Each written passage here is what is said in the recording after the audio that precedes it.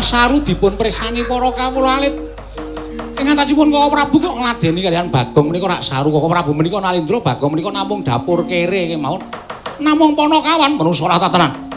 Lah apa ora ngeweke rasane nata mandura Prabu Baladewa dikembari karo wujute Bagong padha karo pun Kakang ora trima rasane atiku. Wah jejueng kuandane. Tak luweng kuandane. Ora bulandri emut ora. Koko Prabu Landremu sampun ngantos ngladosi dhateng Bagong dengan malah wirang piyambak Koko Prabu. Ya, prawata ya.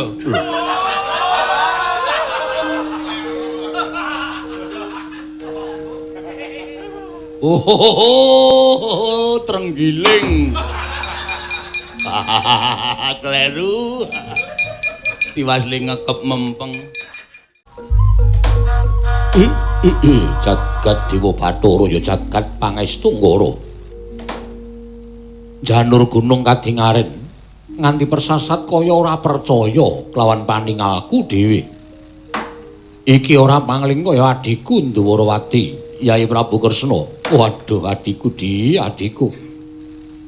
Ya kaya ngene iki lho sing tak karepake ora pendak-pendak pun Kakang ingkang sowan marang Projing Ndwarawati nanging kala mangsa wektu ingkang mirunggan Yai rawuh ana ing Projing Mandura. Padha kandhiraja sak rawuhmu Yai. Koko Prabu.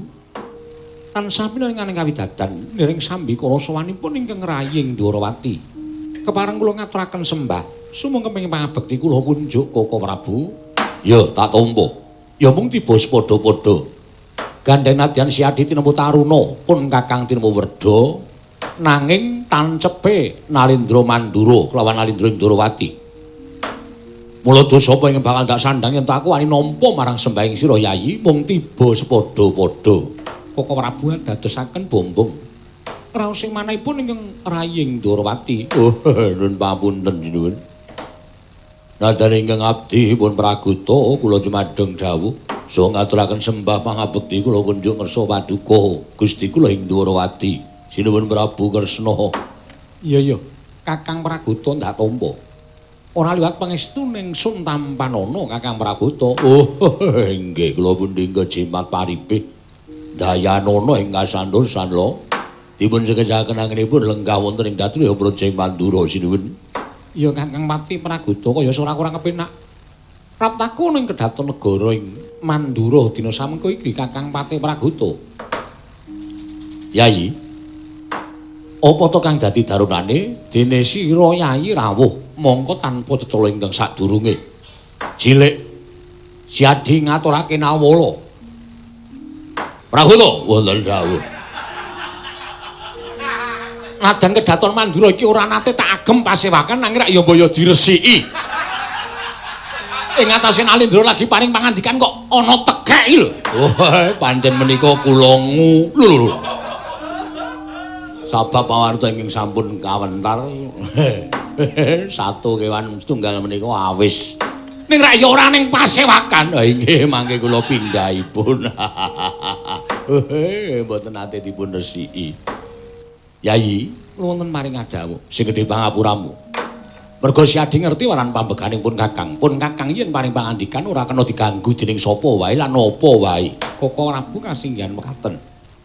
Sabanjure Si Adi kepareng paring dawuh. Apa to wigatine dene Si Adi rawuh ana ing negara Mandura? Koko Prabu netepi dhateng jejering tata krami jernyatanipun ingkang rayi menika tinemu Taruna. Mila mboten ana mokal menawi kala mangsa nadyan awis-awis kula sowan nanging rikala menika sowan kula namung mligi nggadahi kaperluan pribadi. Inggih menika tuwi dhateng Karaharjan tuwin kalujenganipun kulawarga Mandura, Koko Prabu Mandura. Walah dalah. Iya Kresna ngaturake panuwun ingkang tanpa pepindhan. dene Siadi duwe lekas sing kaya mengkono tegese ngraketake pasduluran antaranipun Kakang kelawan Yai Prabu Ndorowati. Malah gandeng dina samengko ana wektu ingkang mirunggan pun Kakang wis suwe nggone mendhem rasa kepengin nyuwun priksa kelawan Yai Prabu. Babakan menapa Koko Prabu? Babakan panggula wentahing negara. Nadyan Ndorowati lan Mandura kuwi siadenanipun Kakang padha-padha tunggal wong tuwa. Nanging panggula wentahing negara tumrap pun Kakang ing Mandura. Aku ngakoni yen to kalah wasis, kalah pertitis. Lamun kula wentah babakan negara ketitik undhakaning negara Ndorowati nganti persasat ora iso dibendung dening apa wae. Tentreming para kawula, ayeming para kawula, uriping para kawula ingkang katon kerta, tata lan raharja. Katandha lamun sira Yayi tansah disengkuyung dening para kawula ketitik negara Ndorowati tansah katon ayem lan tentrem. Marata coba. Ora ketang seklimah, rong klimah pun Kakang tuturana supaya Mandura aja kebangeten nggone kasoran kelawan Ndorowati. Koko Prabu, sesembahan kula Koko Prabu pengayoman kula. Kula nyuwun pangapunten menawi sakmangke sampun kinten kula menika tiyang nem ingkang mulang dhateng piyai sepuh. Ora dadi ngopo. Menawi mboten dados sabab menapa Koko Prabu ki mboten badhe lingsem jernyatanipun wonten madyaning pasewakan negari Mandura menika kathah para nayaka punggawa mandhapipun para kawula ingkang sami andher. Menawi ngantos sakmangke midhangetaken pangendhanipun paduka Kanjeng Koko Prabu menapa Koko Prabu ki mboten lingsem. Yayi. Wong gayuh kawruh sarta ngelmu mau yen to linambaran rasa isin mesti ora bakal iso gayuh ngelmu lan kawruh mau. Tumrapun Kakang wong gayuh ngelmu lan kawruh mau ora ana rasa isin. Lan ora bedak-bedake antaraning Siadi pun Kakang kang luwih tuwa Siadi luwih enom.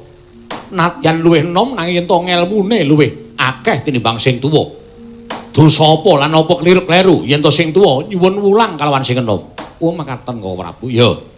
Menawi kula makaten mboten ketang seklimah kula badhe munjuk atur estunipun tiyang gula wentah negari utawi Nalindra ing minangka dados makutaning bangsa lan sinambiran pakaryan nyepeng kendho kencenging pernatan amis baji ing praja menika Nalindra. Menika waton saged nindakaken piwucal ingkang sampun ate dipun ngendikaken para sepuh. Inggih menika Nalindra kedah nggadahi pambegan tata, titi, titis, tetes, tetes lan tutus. Tata, titi, titis, tetes, tetes lan tutus tegese piye? Nuwun sewu menika mboten sedalu lho. Iya. Tata tegesipun Nalindra kedasaken Maranata sageng para kawula dasih. Maranata ing reh samukawisipun. Inggih bab samukawis sing ngaturaken wonten ing mriki menika mboten ngemongaken panggesanganipun nanging ugi babakan wastra lan boga. Kawula mboten kenging kekirangan babakan wastra lan boga tuwin panggesanganipun kedah ketingal ayem tuwin tentrem.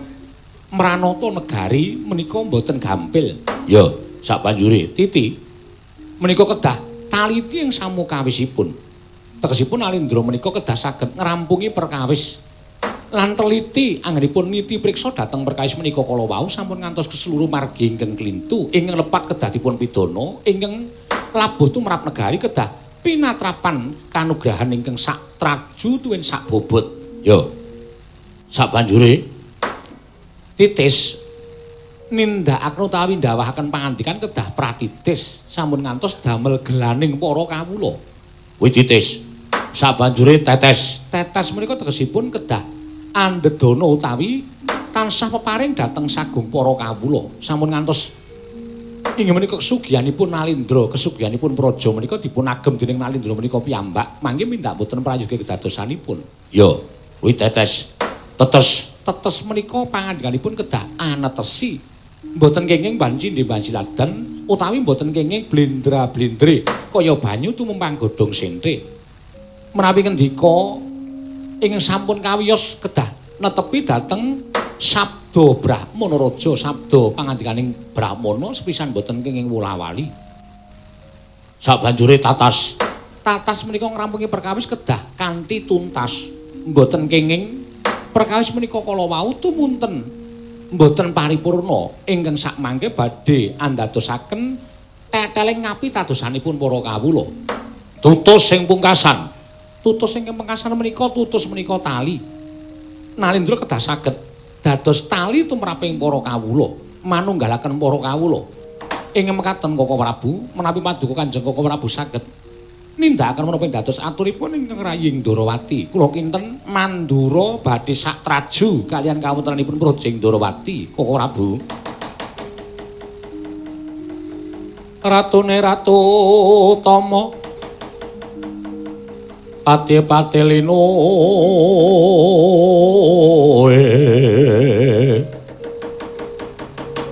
Pranayaka Tyasraharja Panegare becik-becik Parandene tan dadi kaliasing kala bendu malah bangkit mangkinan dodro rupita kang reribeti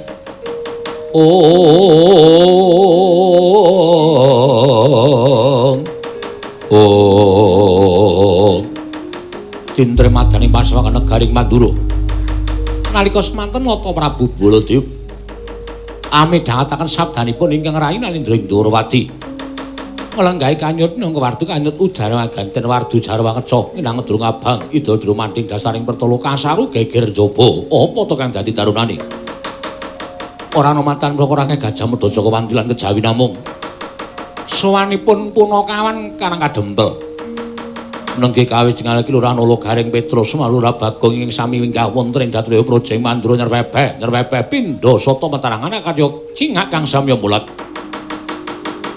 Tindahing sangya para Punakawan binarung sangganing para nayaka ing samya gantung sepa mangun mbahe para kawula iki kanca pihak ana dayo minggir jaluk dalan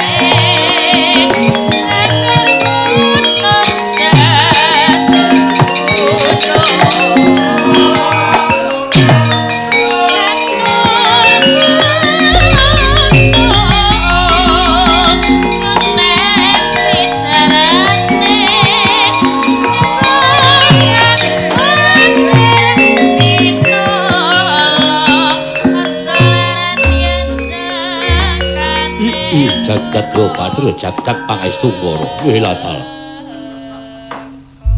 Kresna iki kula wonten timbalan ing adhawuh Koko Prabu durung nganti sawetara nggonipun Kakang nampa pangandikaning sira Yayi Ndorowati wiladal iki ora pangling iki kaya Punakawan komplit Ologaring Petruk Bagong ing sowan ana Projing Mandura Koko Prabu nggih Najan kados menapa Koko Prabu tau tatinampi pangudangipun Punakawan. Mbok menawi anggenipun sowan menika wonten atur ing badhe kakunjukaken so paduka Kanjeng Koko Prabu mila kula triandangu dhateng sowanipun punakawan tetiga menika. Yayi, prayoga nggone lenggah. Sampun boten kirang prayogi. Nalagaring. Padha kali raja saprabdamu Nalagaring.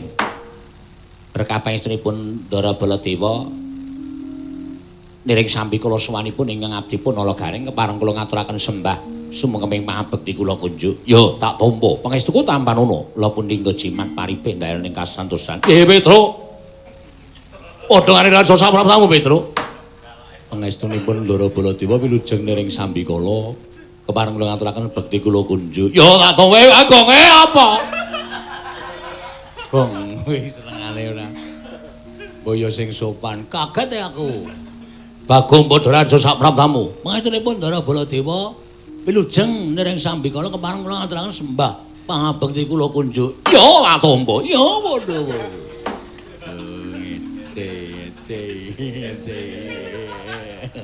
Truk pasusu e. Garem. Masalahe kok. Oh ya. Truk engko nek gedhil.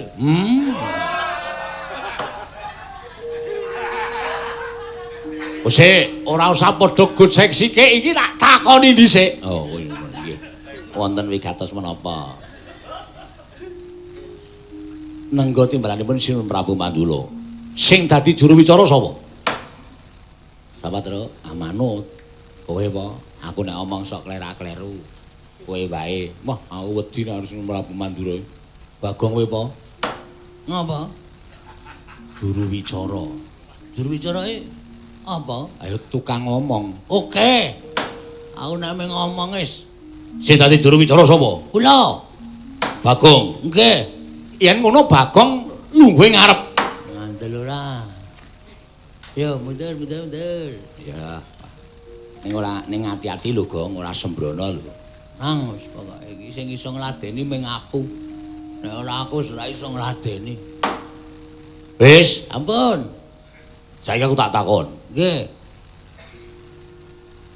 Apa sebabe kok dadi ngruduk tekan negara Mandura?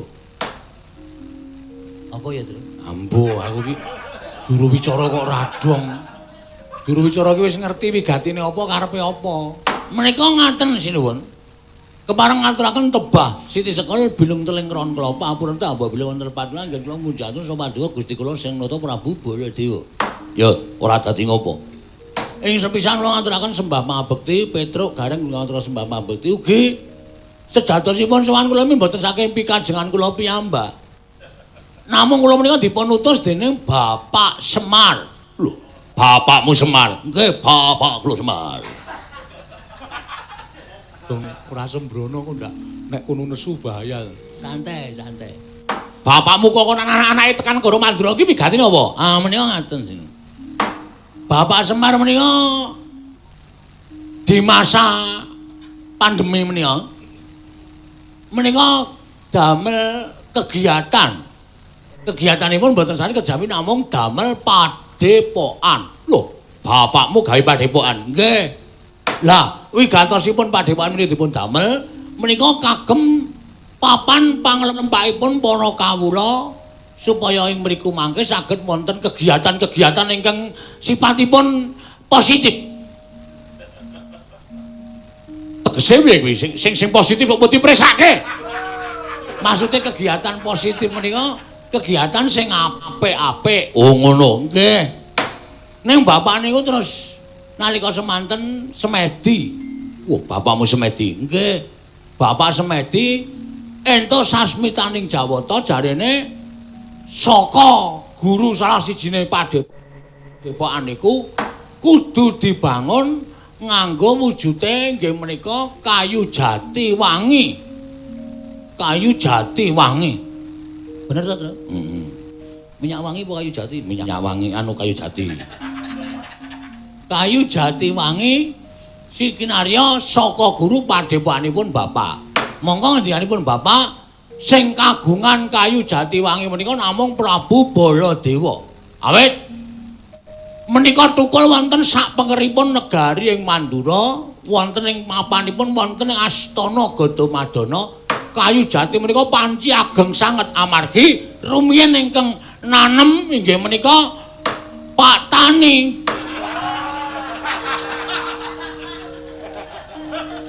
Nek ora ngerti takon. Sapa sing nandur terus? Prabu Rama Wijaya. Prabu Rama Wijaya Ngalengka Diraja. Mungsuhe. Iki mungsuhe. Prabu Rama iki Pancawati. Pancawati. Ah, Gandeng bapak mbiyen niku kula ya kelingan tau ngetutke Prabu Rama Wijaya, kula ya tau ngetutke Prabu Rama Wijaya. Ala apa? Nek kula niku mung njaluk ora ketang pang sithik dienggo syarat ditresepke teng saka guru supaya wis dadi syarat dumadine wujude padepokan sing diajeng dibangun dening Bapak Semar. Mekaten menggah wigatosipun lampah kula jam pira, Tru? 9:30 liwat. Hah? 9:30 liwat.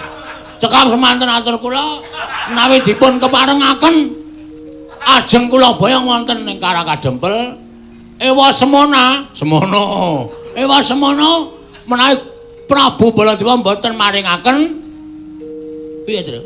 Wis manut. Rame wani. Piye-piye ya wani pokoke. Wong adhe dikongkon bapak kok. Kongkon bapak iki niate ming wani karo wani. Iki cangkeman ora iki. Kowe mung ngurup-urup. Bareng geger engko kowe mung mlayu, ora niat tenan. Oke. Nek Sinuwun Baladewa mboten maringaken Rawarawe jeneng katelu radoyan. Arep ngopo kowe? Hah? Arep ngopo? Iki lho, rawe-rawe lantas malang-malang putung kok rawe. Wah, kulino nggireng. Ayo. Rawe-rawe lantas malang-malang putung. Kula mboten nrimakaken ing atasipun Semar ming buta kayu jati sithik. Panjenengan tau tate dimong karo Semar, tau tate dimban karo Semar kok ora maringake. Niku ateges sampean ratu sing pelit, ratu sing cetil. Piye?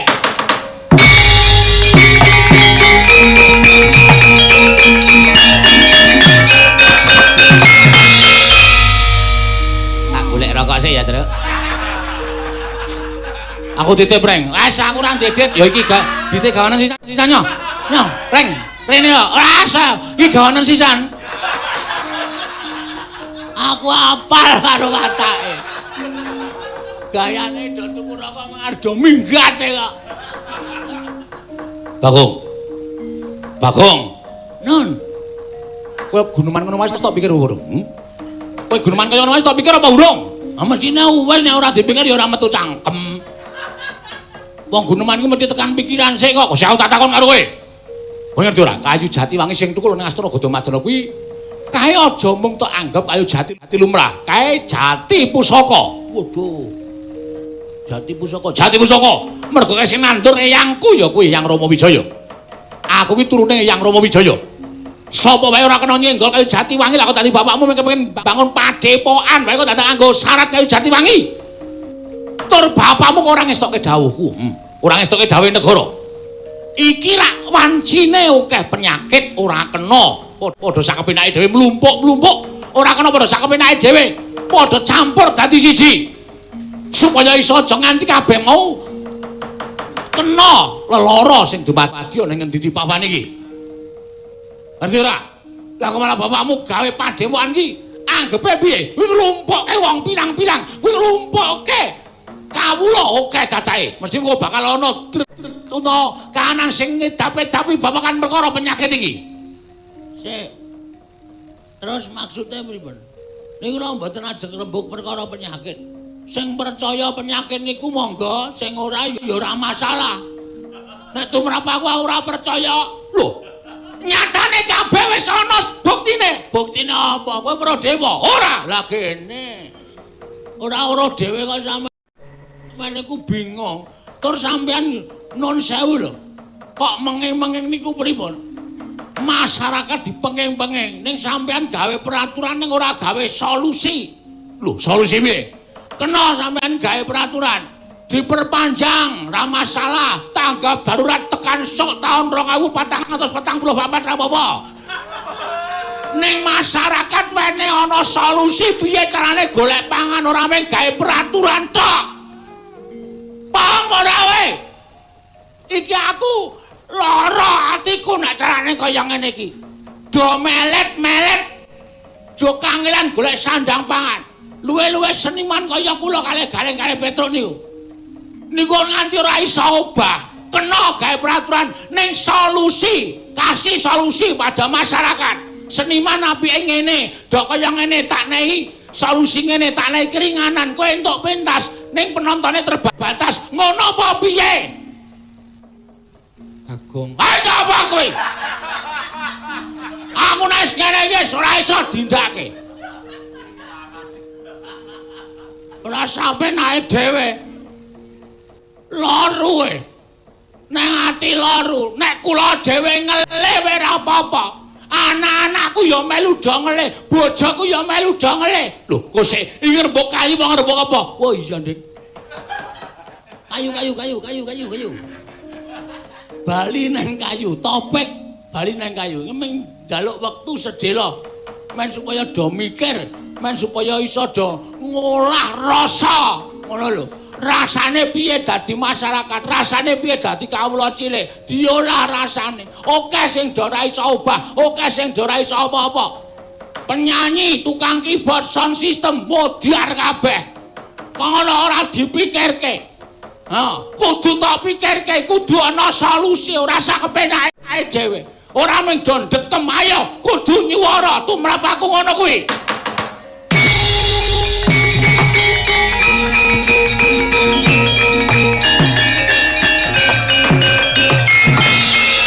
Kowe malah salah nggon kowe, salah nggon ya men. Aku wis kulino salah kamar.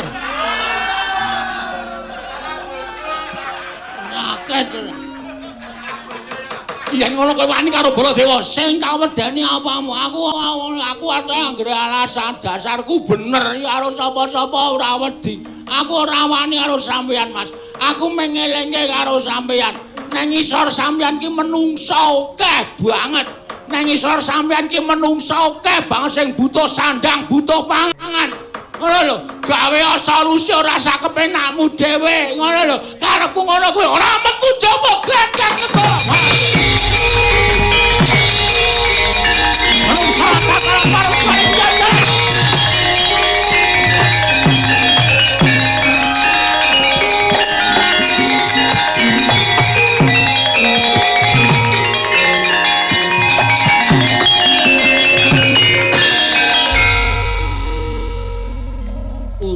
Pragoto, wonten dawuh. Wilatan. Nggih, kula lepat, mangke kula singkirke. Yen mawonten sugih. Mlarat. Sugih. Oh, sugih.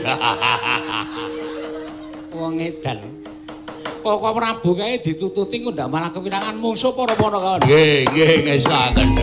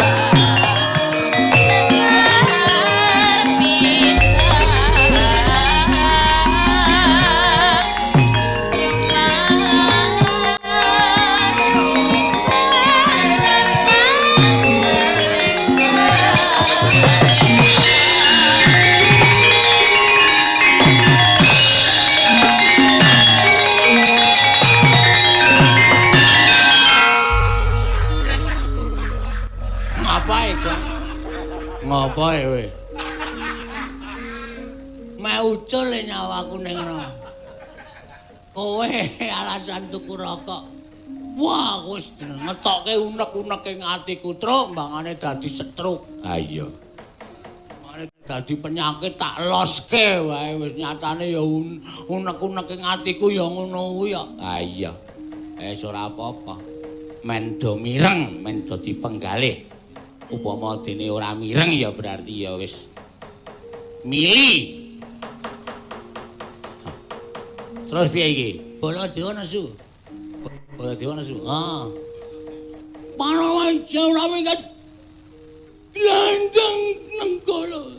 Mlayu. Ah terus? Piye? Ana aku ya ora wani. Aku ya ora wani. Wah.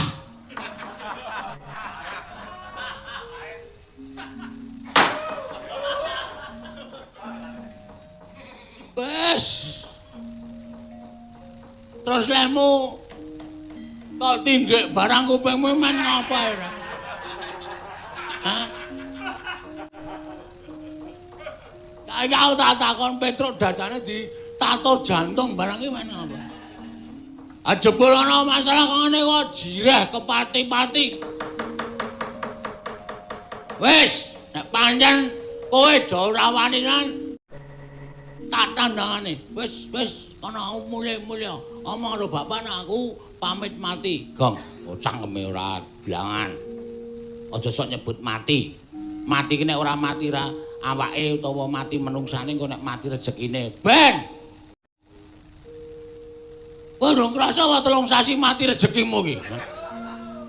Hah? Isi arep ditambah sesasi mati rezekimu kuwi. Ya melet-melet kowe. Iya ning ra ya ora iso nganggo peraturan apa kowe ora nek dinengke manut ngelih sesasi. Ha iya. 2 dina wis melet-melet e. Minggat kok malah ditunjung. Lunga. Iki Baladewa tekan kene tandangane. Kok ning nganti kowe ana apa-apa, ra wis percaya aku. Aku kuwi wonge penemu aku wae yang bener is ora bakal aku wong bener kok kalahi ora bakal karepmu. Aku piye, Gong? Ana tuku rokok meneh. Tuku rokok meneh. Wis e. Wis tuku meneh sewadang kok le udut mboko 5. Ana guys. Ngelulu. Seneng ngelulu arek. Ngelulu ya men. Aku lagi emosi. Iya nek ora san dadak bengok-bengok kaya ngono kuwi nek sesuk bengi suarane entek ora. Tuku. Suara kok tuku ora. Aku cah kendel kok adake. Tandangane. Nek pancen ora meneh kayu Jatiwangi dienggo syarat bapak. Percuma aku bali ora entuk gawe. Ucap kacarita. Nalika semanten eling-eling ki Lurah Bagong winong wong dewane. Ana kilat sak glebyanan ingkang andilat. Anggane iki Lurah Bagong, ical wujud ing Lurah Bagong salah kedaden kaya wujud Prabu Baladewa.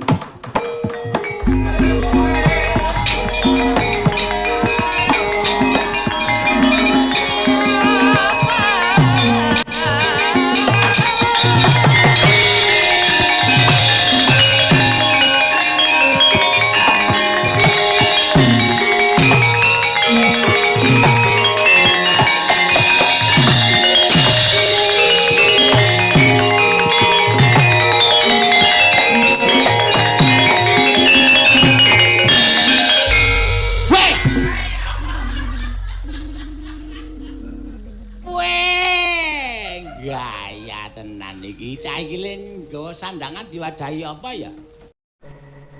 Truk? Rene ya, Truk? Ngopo? Udur. Kok ngeleleng? Kowe dong ngopo kaget? Lho, ora krasa wong. Nih. Pengilan. Woi! Jagat Dewa Bathara. Ya jagat pangestu kono. Wah. Ora wis entuk sandangan saka ndi, Gong? Mbok wis iki pokoke rasa pokoke ngomong kowe gendang minggir iki. Aku arep mungsuh Baladewa aku arep glereng iki. Oh iya.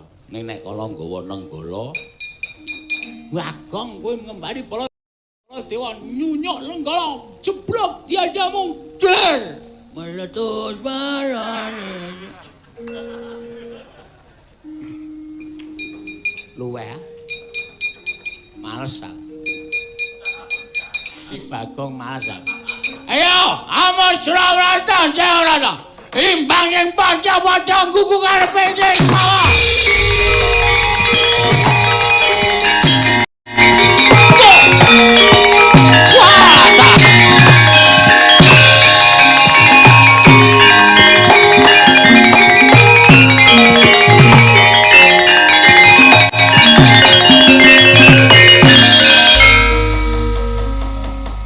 Menungso ratanan saya ngece Maranata Mantura Prabu Baladewa. Saya ngewa-ewake Maranata Mantura Prabu Baladewa kaya ngias dadane Nata Mantura Prabu Baladewa. Ora iki. Iki kok entuk sandangan saka ngendi? Jaleng. Kowe entuk sandangan saka ngendi? Lho, edan to. Tuntang celeng malang grok. Menungso saya padake celeng ora. Iki Bagong lho iki. Aja ngawur. Iki garwane Erawati. Erawati dasmu iki. Erawati iki karo aku. Jangan macam-macam. Wong arep mutar kok werna-werna ya terus jenenge wae. Iki Prabu Baladewa. Aku Baladewa. Aku Baladewa. Mbok takon sapa wae aku Baladewa. Mekutha apa ember dicet ngono. Wis ben wae. Sing penting wangun Prabu Baladewa. Saya ngelayan Nata Mantura Prabu Baladewa. Ora minggat bali negara ngajemel. Aku tak ajar dening aku. Kowe sing tak ajar kaya.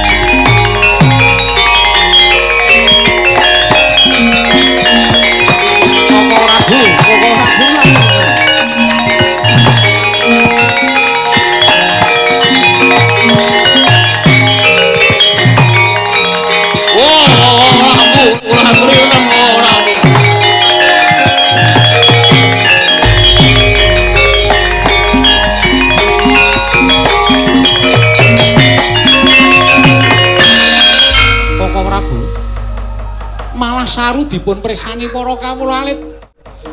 Ing antasipun Koko Prabu kok ngladeni kalian Bagong menika rak saru Koko Prabu menika Nalindra Bagong menika namung dapur kere kemawon. Namung Panakawan menungso ora tatanan. Lah ora ngewewake rasane Nata Mantura Prabu Baladewa dikembari karo wujute Bagong padha karo pun Kakang ora trima rasane atiku. Wah jejuwe ing kuandane. Tak luwing kuandan. Koko Prabu Landri emut ora. Koko Prabu Landri sampun ngantos ngladosi dhateng Bagong jangan malah pirang piyambak Koko Prabu. Ya prawata ya.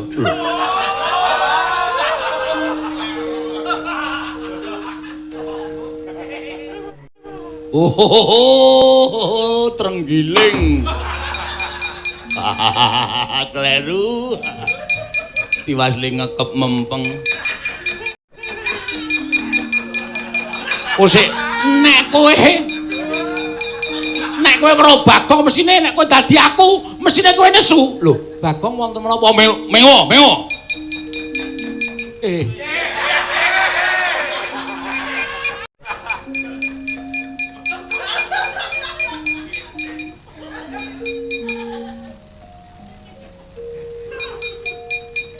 Bagong kok iki Bagong to? Yai Kresna iya. Iya.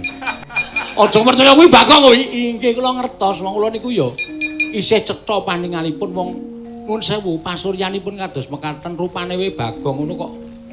Kula menika sampun ngertos. Piye iki? Aku njaluk pengadilan. Piye monggo babagan kayu jati wangi aku mana dinai ijol kayu Kalimantan.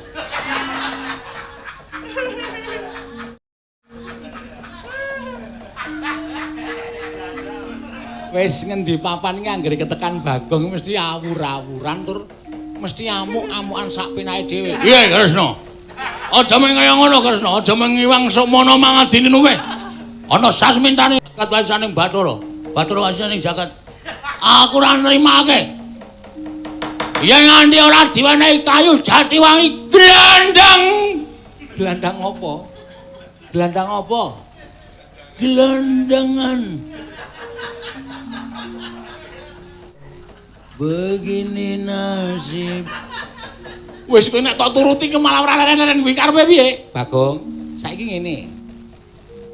Kowe Bali. Iya. Basa, aku ratu gustimu. Lho, aku Baladewa. Wis to, rasa aneh-aneh. Aku ki wis ngerti nek kowe Bagong. Aja ngawur. Aku Baladewa. Iya wis ngaten ki mawon Koko Prabu. Wah, kowe aja manut. Koko Prabu Baladewa Bagong kula suwun kondur. Bali nanti. I wonten Karangadempel matur kalian Kakang Semar. Bilih kayu jati wangi kedah dipun pendet dening Kakang Semar Priyambak. Ngaten nggih Koko Prabu? Iya, Kresna. Ing Sri Baladewa Narpati Dwi Nareswara Kresna kalangkung tresnandra marang Diabanon Cinawi. Setan ratatanan malah suluh kula barang.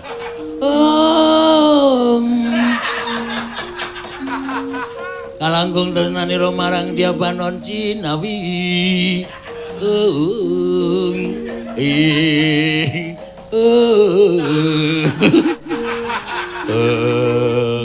Meng sing kok dibolan baleni.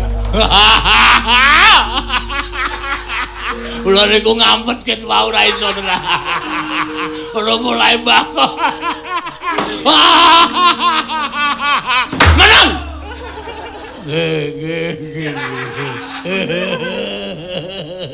Sampun Koko Prabu kondur. Iya, Kresna.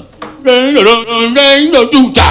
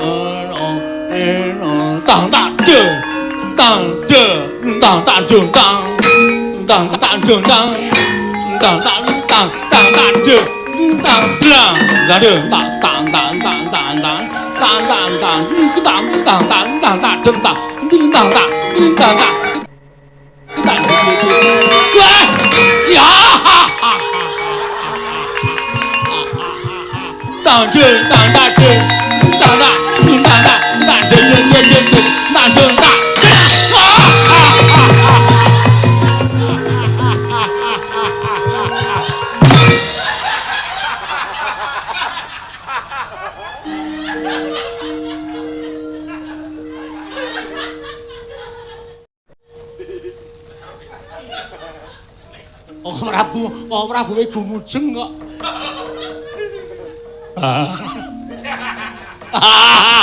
Hei!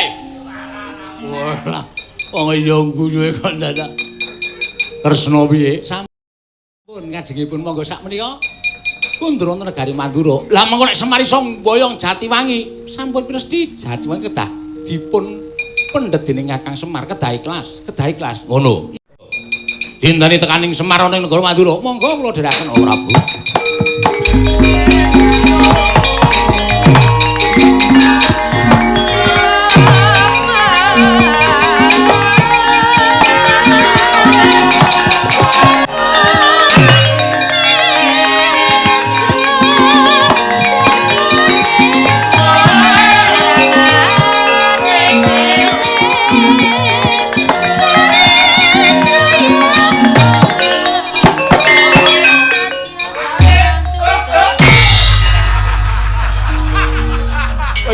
Sing antel sirahmu sisan kowe.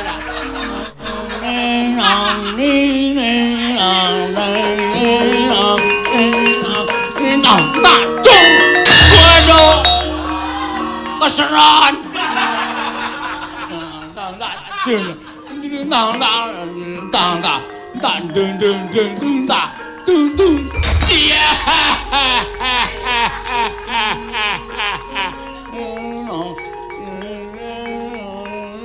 Trang dung kosek.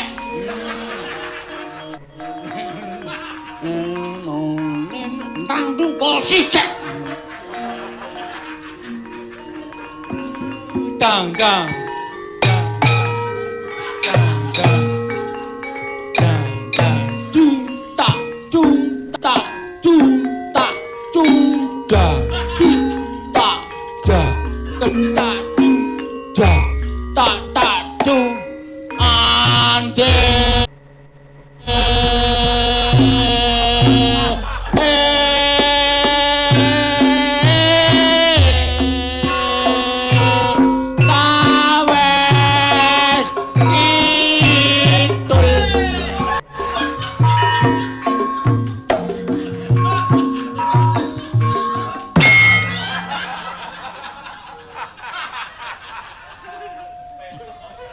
Senengane bebeda senengane Bagong kok kowe ora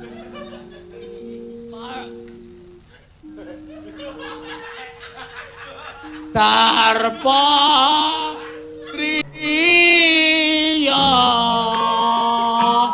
Wisnu Toya Kancen anang abese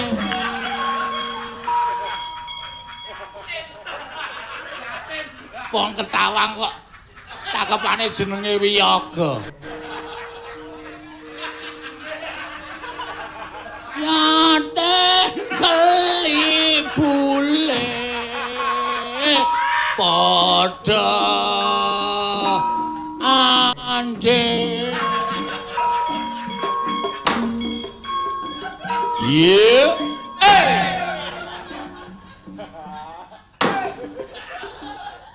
Yeah. Isin aku suwe-suwe.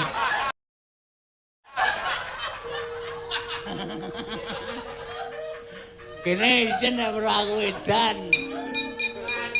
Apa ora?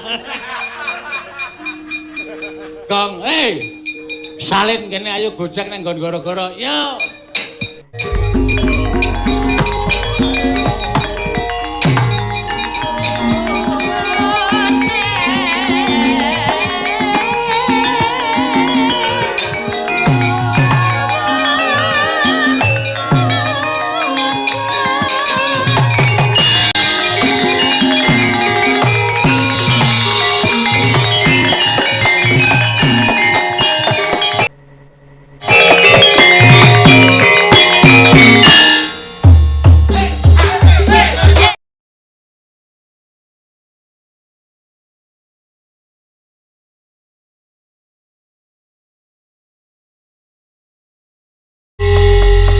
Selamat Tatra, mengestu apik.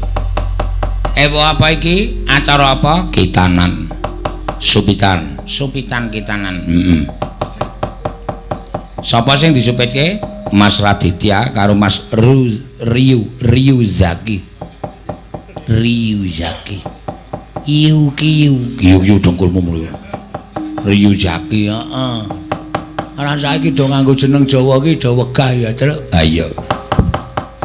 Anak Cenger lahir dijenengke Joko wis arang-arang banget. Bambang ngono arang-arang banget. Suwita ngono ora ana. Kabeh nganggo huruf sing kari dhewe nganggo ik. Kania. Heeh. Avanza. Ku mobil iku ora. Mobil paring banter dhewe. Heeh. Kok iso paring banter ya CC-ne kalah karo sing mobil-mobil gedhe. Weh, kowe iso apa nyelip Avanza? Bar nyelip Avanza ngarep ana Avanza meneh. Bar nyelip Avanza ngarep ana Avanza meneh. Saking akeh. Ha iya. Banter banget.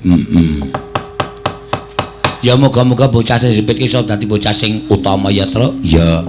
Dadi bocah sing becik, dadi bocah sing iso ngabekti karo wong tuwa. Merga wong tuwa ki ora butuh dipunjung ingkung gajah saben dina arepa bocah iku sesuk sugih, mlegedhu, iso munjung ingkung gajah karo wong tuwa saben dina kuwi ora kok kuwi karepane wong tuwa. Ning wong tuwa ki seneng nyawang anak sing tata susila, unggah-ungguh, tata krama, ngabekti, ngajeni.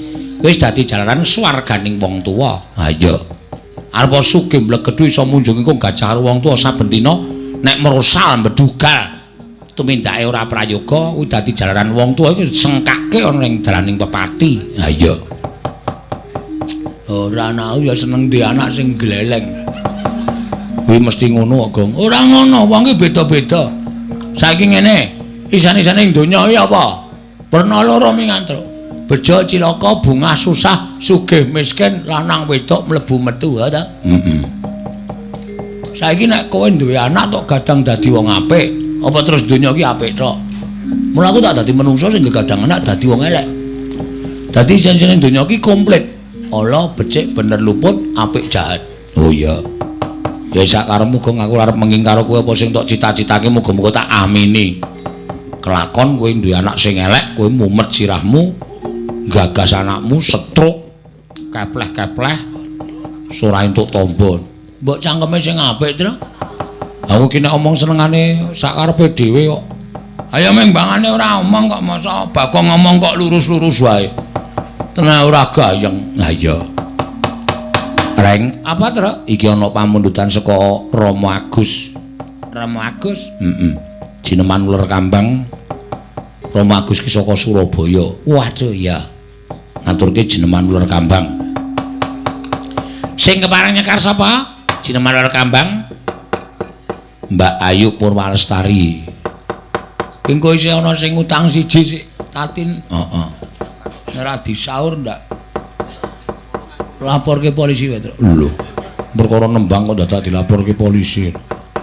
Jineman uler kambang pelok pos lendro reng. Ya njajal pelok sing kepenak, Tru. Ya.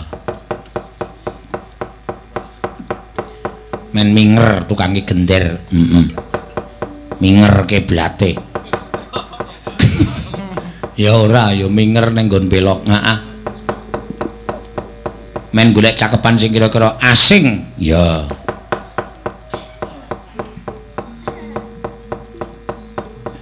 Sikra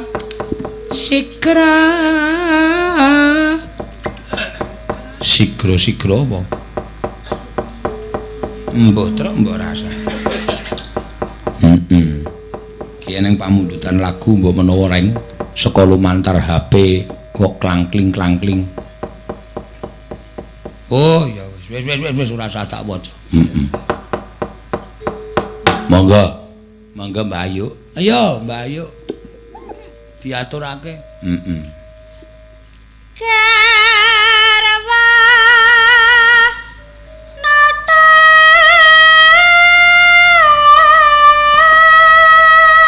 Wah jan mat-matan. Melek nek mat-matan.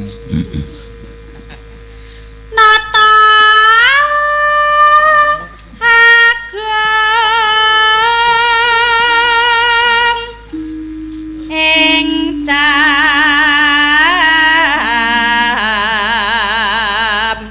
pala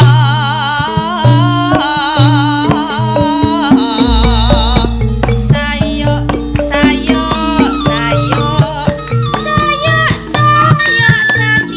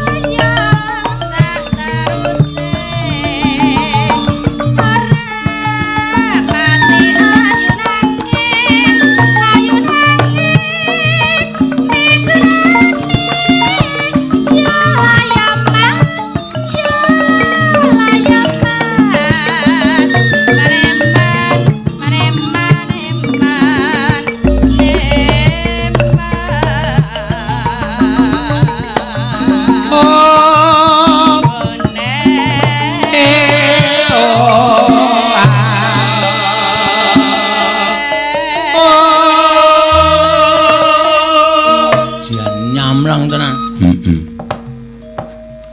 Sitre lagi di kencengke ya, Tru. Iya ora apa-apa. Engko wis rampung pas selesai li ngencengke. Heeh. Kaya pengrebabku mbiyen. Ngene gending ra iso ting ting tang tang ting ting tang tang ting ting ting tang tang tang ting ting ting tang tang. Gendinge rampung lagi ngek. Wes bubar. Yo. Sari Rapet.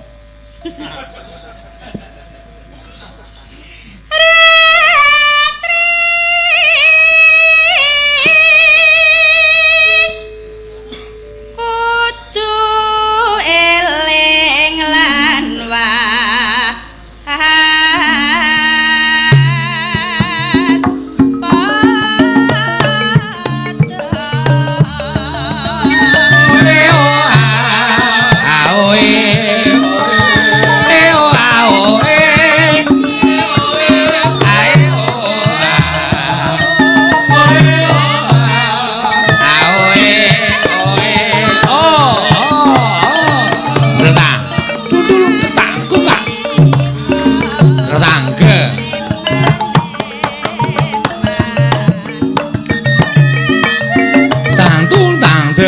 Kentang tung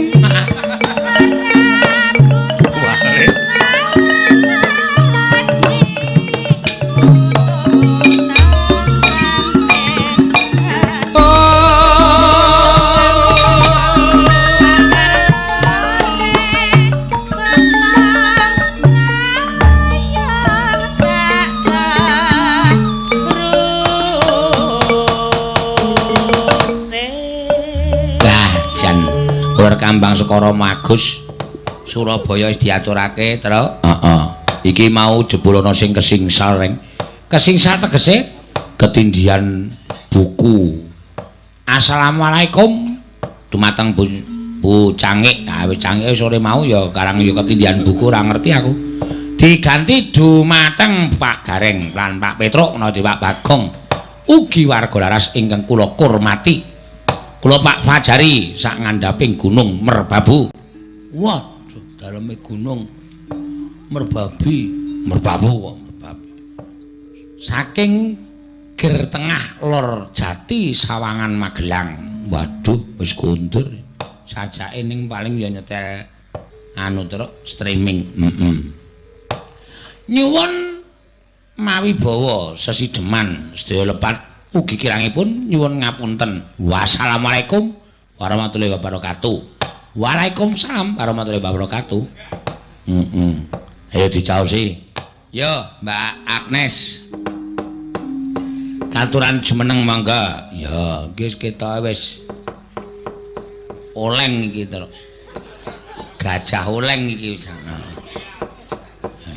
Ket sore mau nganti disaduk karo anting bangun. Iya. Ya jumeneng sesideman.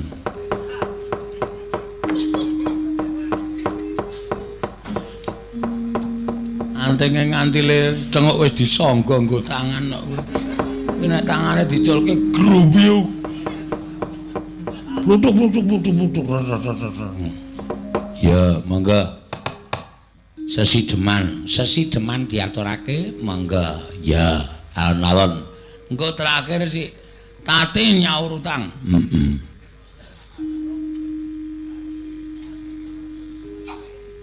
Wiwitane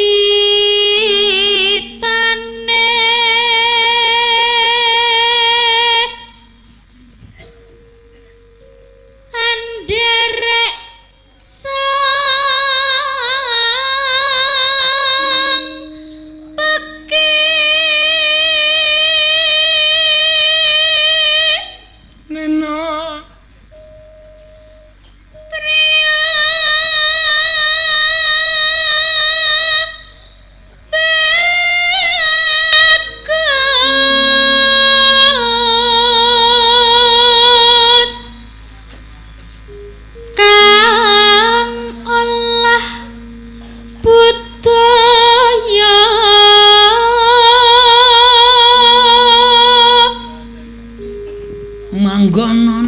manggonana piye? Sawan menyang Maratuwa. Ngopo sowan Maratuwa? Kutha gedhe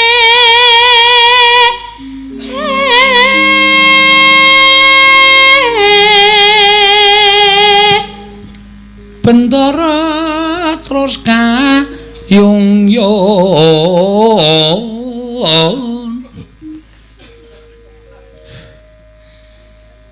Bendera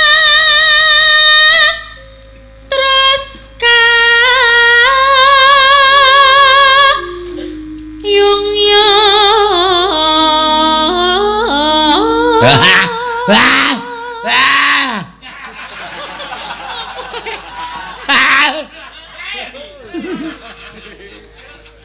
seneng aku nek cengkokku ditirokke bungah tanpa apa ya, Tru. Selendang kuning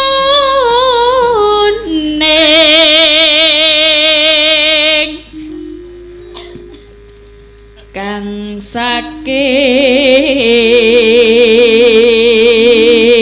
Wukir.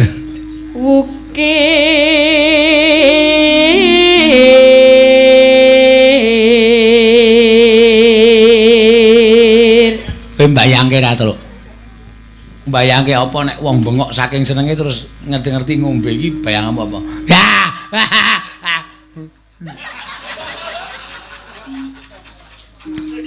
Tampil. Suara kurang. Suara kurang premana Ning glembuk suwe banget.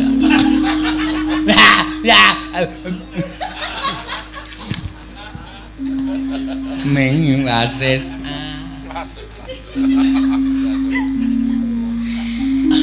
ning wasis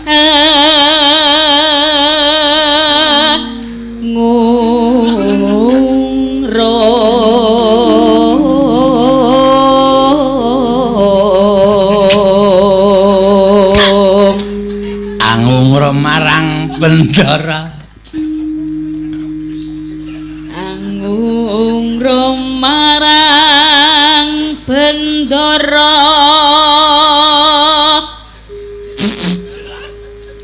Sulestya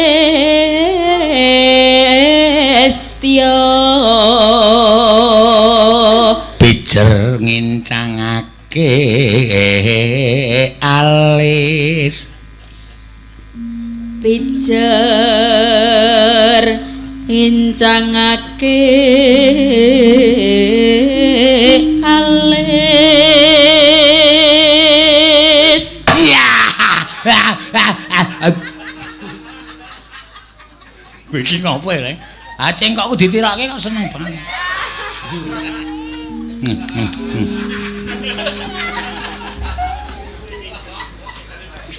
Apa sih?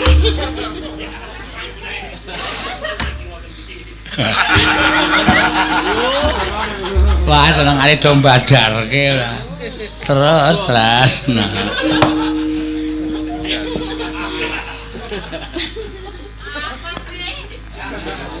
Terus no sesidema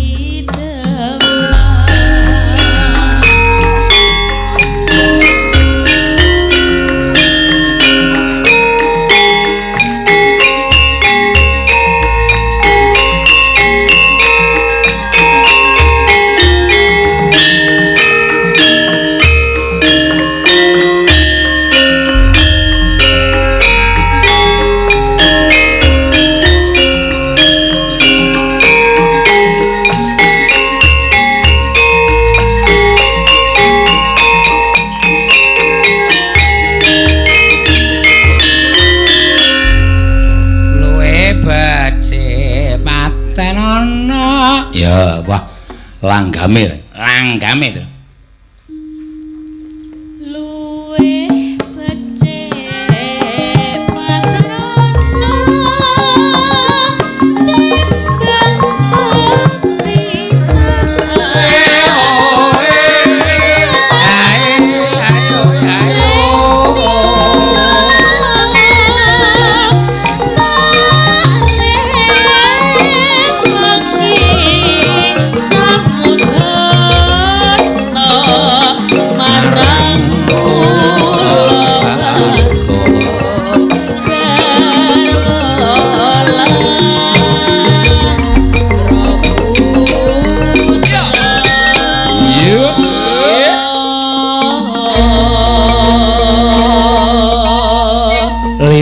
kincanging alismu. Monggo. Liwat kincanging alismu kuwasa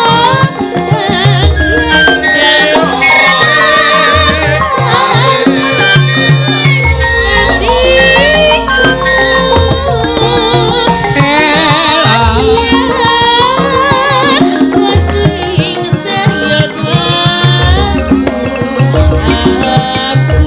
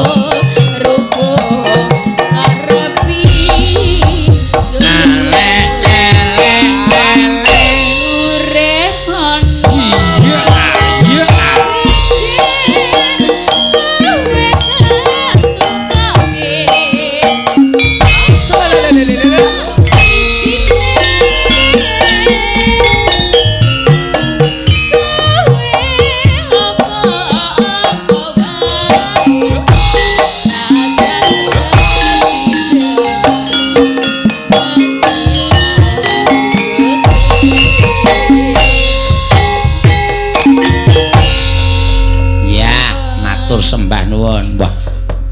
Bareng ora ngantuk ya jogete Agnes ya luwe bacena untu. So meliuk-liuk ora karo-karuan. Ngantuk nggih, Pak. Oh, mau turu kok ora ngantuk. Kok piye ora?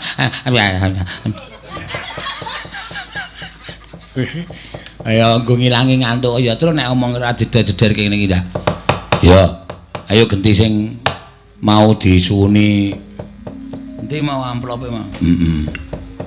Oh, wis lali janjine. Ya. Ki podang kuning. Oh iya, sing kepareng nyekar Mbak Tatin Midut. Waduh. Ki jan nulis Mbak Tatin Midut. Oh iya. Ayo, Dut. Midut. Kula mele. Iya. Rumasane nya ki Mbak Tatin Midut. Kagem Mbak Tatin. Saka Pak Teo Kadim, KP pengasih sobat ngebiar. Oh iya. Wah, sip iki nggo tamba ngantuk. Nanti nek gelem Saya tamba makane suarane mesti pletuk. Ya ora. Pletuk bluk. Ngapa wi? Ayo mpo. Ya iki nang kene.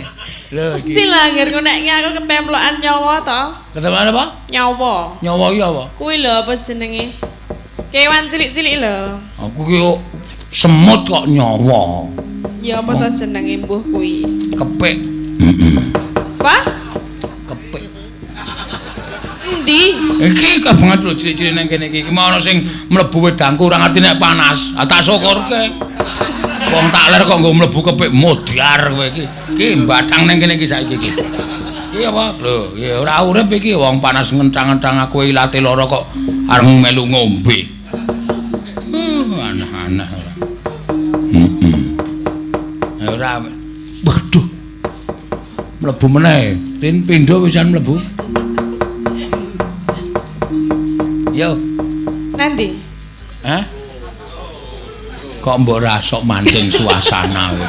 Lah piye? Esuk dikon nembang kok yo nendi. Ngono aku muni tidur ngono kok ya, Ma. Ya nanti. Hah? Ya nanti. Ya, aku kaget langsung dikendaleni lho ya. Kaya mau kae lho nek aku. Weh lah, ayo. Ngono ya. Kuwi apa to jane? Wah, ora tanggap nyonya tambani sik ditik. Ya. Asing dodong kemekelen kok dolane. Iya. Ayo dibawani podang kuning. Bawane sing pucung mawon nggih. Apa? Pucung. Aku bingung ngono ta. Nggih. Anu ngurus manuk ngono ta. Ya ora apa-apa. Aku bingung.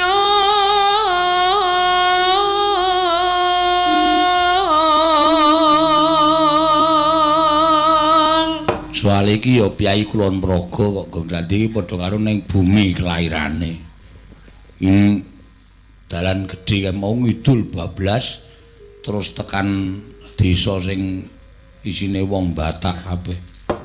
Nanti kuwi Nainggolan. Nanggulan. Nah, Jawane Nanggulan ning asline biyen Nainggolan. Nanggulan rak mriku niku nek kula Sentolo kok. Iya Karang Nanggulan Ngidul engko jedule Sentolo.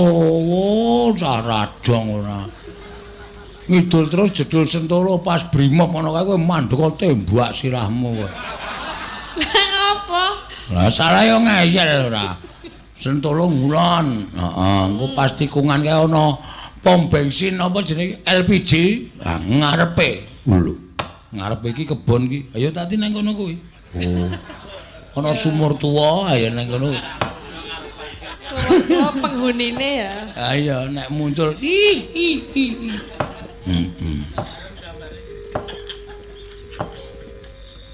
Ayo.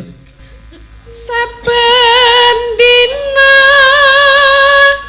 mikir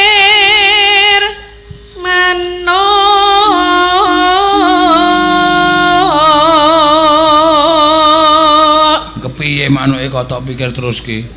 Ora gelem manggung e. Wah, ayo men kurang pinter le metrete. Lah piye, le meteti piye?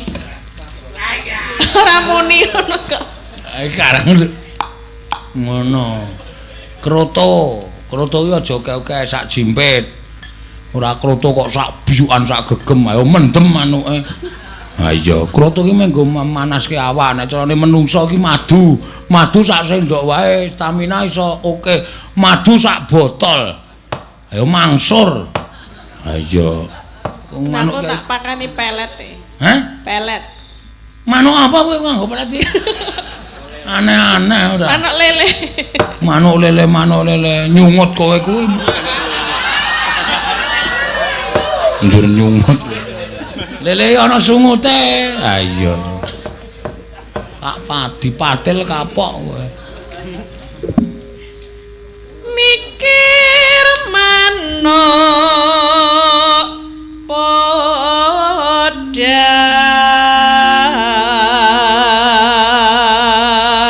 Kok sing nang ngarep omah kae kok ireng manuke. Podang ki kuning kok. Manuk endi? Ngarep omahmu kae? Kae manuk apa to jenenge aku ya ora ngerti lho. Oh, manuke bapakmu. Oh, paling bapak kok sing ingu. Ya wis ben. Manuke avatar. Wah, kurang ajar to kowe iki. Karo bapakne kok ngelokke avatar. Bapakne jeneng sapa? Sutar. Oh. Pemain film kartun. Avatar. Mula nang omah nggawa toya. Oh iya. Apa to ya? Tongkat. Oh, ndesit banget. Aku ya ngerti toya iki ngerti Kok ngono kok? banyu. Hah? Toya iki banyu. Toya kuwi. Toya iki kae sing nggo silat kae, nggo wusu. Agawe kreketing ati.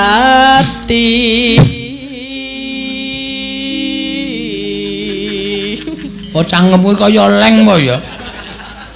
Lah mlebu terus e. Masa kon ora omong. Iki lho, Truk. Iki. Ora apa-apa nek kaya ngene waton dualang sangit. Ceprek. Apa? Ceprek mimik apa meneh ya jenenge? Bagene kowe mah hafal kewan cilik-cilik ngono kuwi. Lah ya jenenge ngono kuwi ketoke. Iki ceprek iki. Tak jungkatane. Kok sejungkate? Ra nyambung lho. Ajare nyeprek. Mbah, ra omong. Kowe sing radongi kowe. Lah ya piye wong kewan kok dijungkati iki? Rumahmu kewan iki ra dirambut to? Duwe iki. Lho, tak dudu iki. Lho, iki sing gondrong. Lho, wah, iki sing gundul.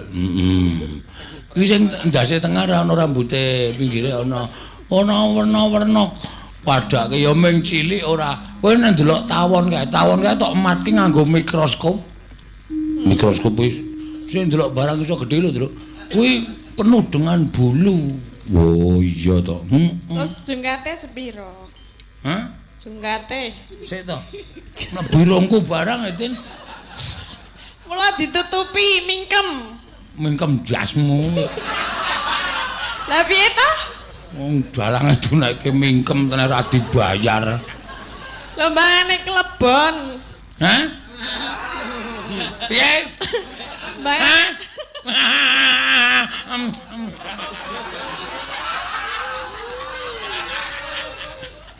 Kuwi apa to jane?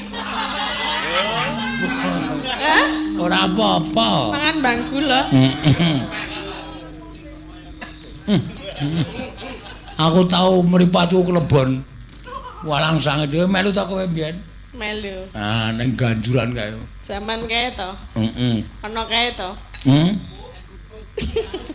Mak bleng ngono kuwi tak kedhepe ngene iki mah nguyu to. Wah, nang mata panas banget aku langsung digotong karo Pak Dokter. Tak ora disuntik matane ditokke suntik bulme disemprot banyu anget. Kok ora disuntik ya? Ora, wae men becak. Seneng aku nek kowe picak, nek aku seneng kowe nek aku picak. Mboten lho, lara nek disuntik ngono lho. Ming disemprot banyu anget ya lho, terus ilang. Priye iku ompure tenan. Aku terus dendam. Kapan ketemu walang sake tak uyuhi genti. Terus wis aku neng mobil ki eneng. Wah, tak jukuk wulune tak ke njaba. Deleke lemah nggon watu tak tur. Modar kowe. Kejek-kejek kae. Iso urip tak tutukke si santung ngono. Apa? Mana saya lho tak tutuk nganggo watu. Tutuk nganggo apa? Watu. Oh. Kok ming ngono. Aku gak.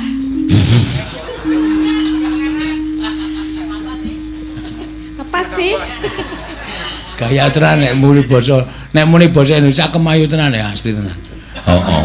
Oke sing do nganti go kepencut kok Tatin iki ono sing WA aku lho Gong Tatin itu kalau goro-goro suruh bahasa Indonesia saja. Wah, malu-maluin. Dia itu bahasa Indonesia cuma tahu sekedhik piye. Cuma tahu sedikit. Sedikit. Medun nang rest area Cikampek iki Jakarta ya tuku apa-apa ki tumbas. Modar kowe aku ngono.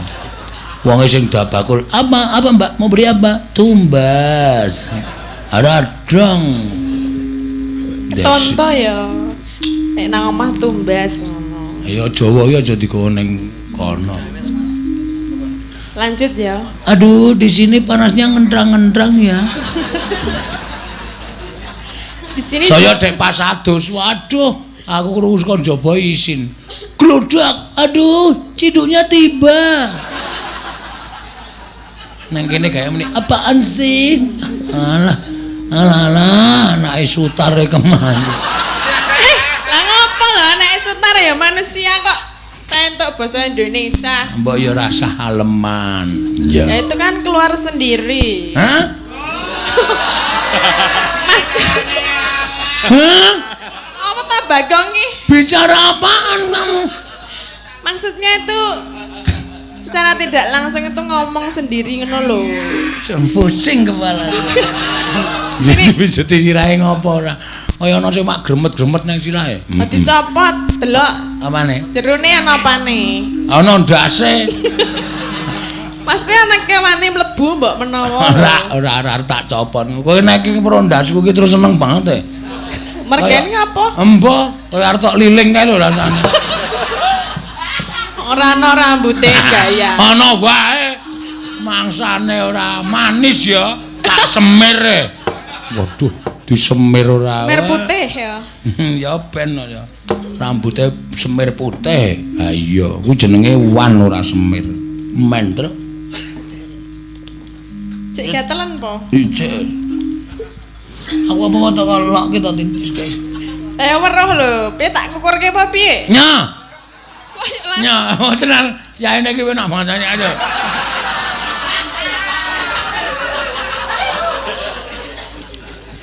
Raine lho. Raine cengelmu. Lah kok dikukur ngene to. Ha iso tak tapok kowe. Lah sing kencokan nyawa kan raine. Emah, tak kukure dhewe nek rai. Nek ndas sak karepmu.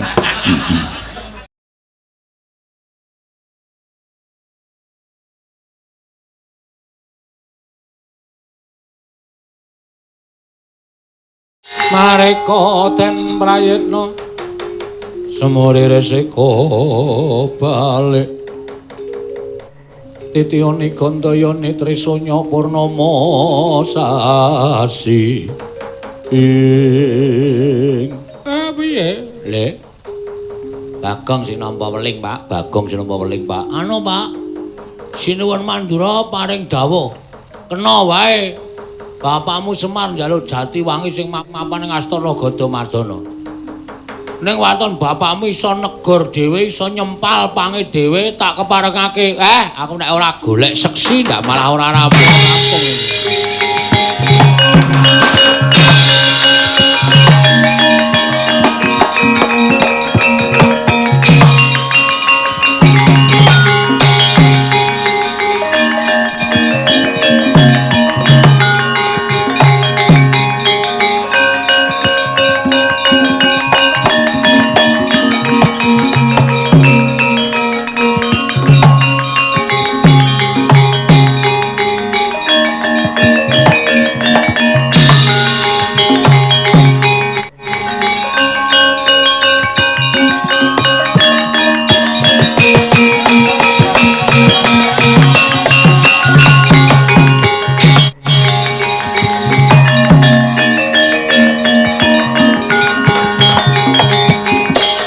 Mareka den prayitna semurir seka balik titiyane gandayane trisanya purnama sasi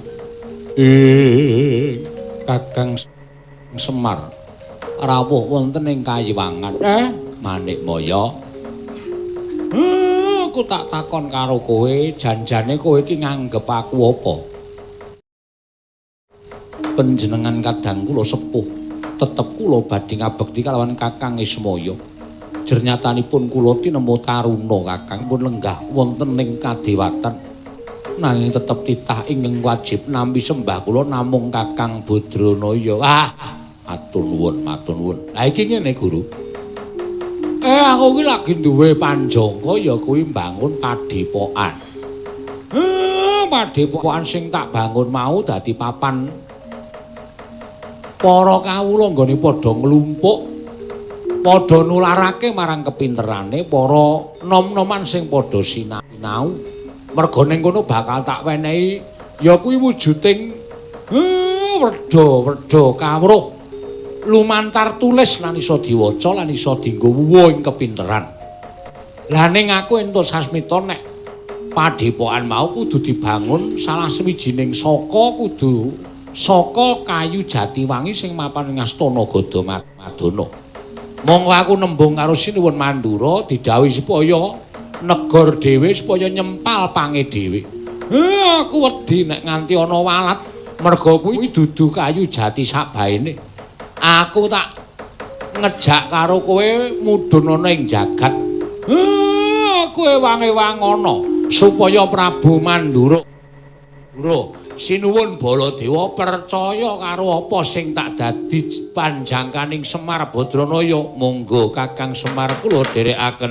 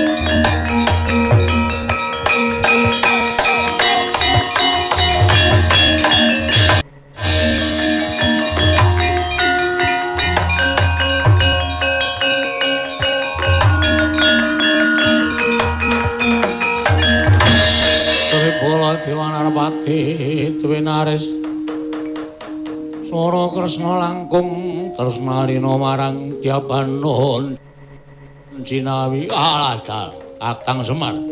Nggih kula sinuwun. Raja sak tekamu Kakang Semar. Wilujeng Kakang Nayantaka wilujeng.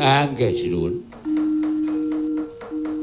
Bagong nalika Semar sowan ana ing negara Mandura ing wigatine mbok utus supaya nyuwun wujuding kayu Jatiwangi. Mongko nyatane kayu Jatiwangi kuwi kayu pusaka. Kuwi kayu jati pusaka ingkang tukule ning Astana Gadamadana. Astana Gadamadana kuwi papan petilasaning sawarga Prabu Rama Wijaya. Ing nalika semana mejang Astabrata kawan kadange ya kuwi Prabu Barata. Sawise mejang Astabrata tumuli nandur wujuding kayu Jatiwangi karo pratandha yen to ana ing papan kono tau tate mudhuning pepakem Makutarama. Nggih, nggih. Ingkang sepisan. Nggih kula ngertos. Mergi kula rumiyin nggih nderekke kula mbiyen ya melu. Dadi kula ya kelingan.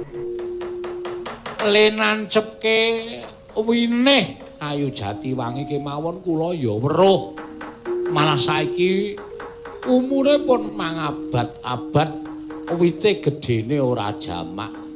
Sir kula niku mung arep kepengin mboten ketang sithik kula tak nyempal pange kayu Jatiwangi. Kinarya Anggen kula ngrancakaken wangunan kula amangun padepokan wonten ing Karangkadempel. Turta malih padepokan menika mboten papan. Nuwun sewu. Sak limrahing papan mboten, nanging menika dados sarana kekelempakaning para kawula sak Karangkadempel anggenipun badhe ngudar gagasan tuwin kekelempakaning para nem-neman anggenipun badhe ngudi undhaking ngelmi gayuh puwuhing kawruh. Mila padepokan menika mujudaken padepokan ingkang migunani tumraping para kawula sak padukan Karangkadempel mliginipun sak negari Ngamarta. Ya pancen Bagong wis matur kaya mengkono. Lan saka pitunganing Baladewa kabeh gayuhanmu mau becik, apik lan migunani tumraping liyan. Nggih. Ning aku kuwatir yen to nganti ana walate, yen to nganti Kakang Semar wani nyempal panging kayu Jatiwangi. Kula wis nggawa seksi. Lho, seksimu sapa?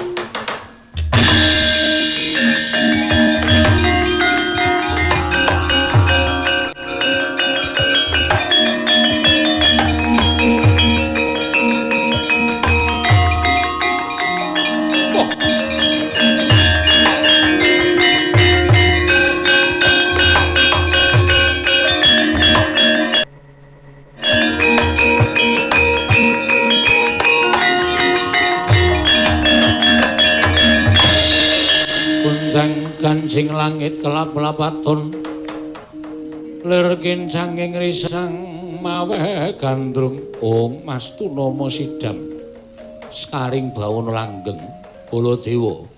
Iya pukul ngaturaken sembah pangabekti kula kunjuk. Iya Luntompa. Kresna, iya pukul ngaturaken sembah pangabekti kula kunjuk. Luntompa lan mangertiya. Sejatine apa kang dadi gegayuhaning Kakang Badranaya mau sayekti becik tumraping titah ing mapan ana ing Karangkadempel. Kanggo papan keklumpukaning para kawula ing padha ngudar gagasan sarta keklumpukaning para wiranom kang padha kepengin angudi undhake ilmu lan gayuh puwuhing kawruh. Sayekti gegayuhaning Kakang Semar mau becik banget. Mula kang sangka kuwi Baladewa lilanana Kakang Badranaya anggayuh wujuding Pangjatiwangi mapan ana ing astana Gadamadana. Lamun to mengko ana tantrimaning ingkang padha nandur sarta ingkang padha ambibit kayu Jatiwangi kaya ta Prabu Rama Wijaya ingkang wis niwarga sartane eyang kita ya kuwi Prabu Basu Kedhi ya Kunti bojo ingkang wis niwarga. Ulun ingkang bakal sajarwa kelawan para leluhur Mandura supaya trima yen to Kakang Semar bakal methik panging kayu Jatiwangi. Inggih, kula ngestaken dawuh kula.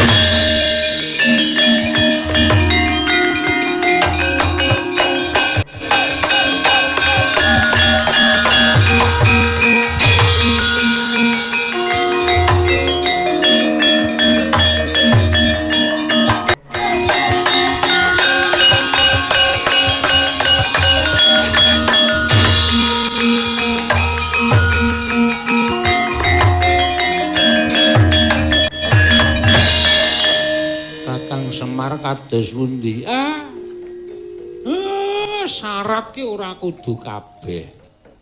Syarat ki sithik wae, mengko sempalane Pangjatiwangi ki tak tresepke ning saka guru. Sing wajibe kudu ana kayu Jatiwangi wis sah. Mekaten Kakang. Ya. Nah itu lho mekaten kula ngaturaken saha sakmangke mugi sampun paripurna dados kewajibanipun ingkang rayi. Kula nyuwun pamit wangsul dhateng kayangan.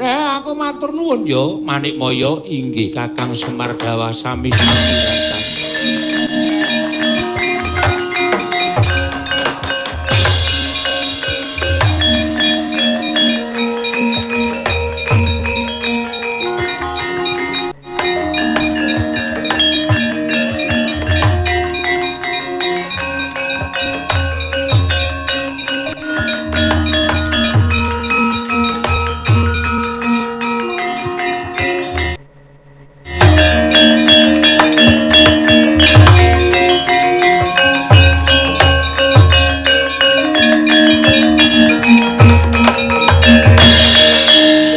Kakang Semar. Kula. Malah yen pancen Kakang Semar mengko padhepokan wis dadi lan ing kono akeh para nom-noman kang padha ngudi undhaing ngelmu. Aja nganti mbok penging yen to ana wiranom saka kawula negara Mandura yen to nyawiji lan tetunggalan manunggal supaya nggayuh undhaing kawruh ana ing padhepokanmu. Kula mboten ajeng pilih-pilih. Saking Ndarawati, saking Mandura, saking Amarta, sedaya kula sami menawi badhe ambetahaken ngangsu kawruh wonten ing padhepokan kula menika ugi mboten dados sabab menapa. Lan mugi-mugi sedaya menika saged dados srana rumaketing Ngamarta, Ndarawati lan Mandura anggenipun tetunggalan manunggal dados sajuga. Nara prajanipun sami manunggal, kawulanipun sami manunggal, kawulanipun ngabekti kaliyan Narapraja, Naraprajane gatekke uriping para kawula sedaya badhe gesang tentrem, ayem, nirbaya, nirwikara, durga mendhak kala sirna.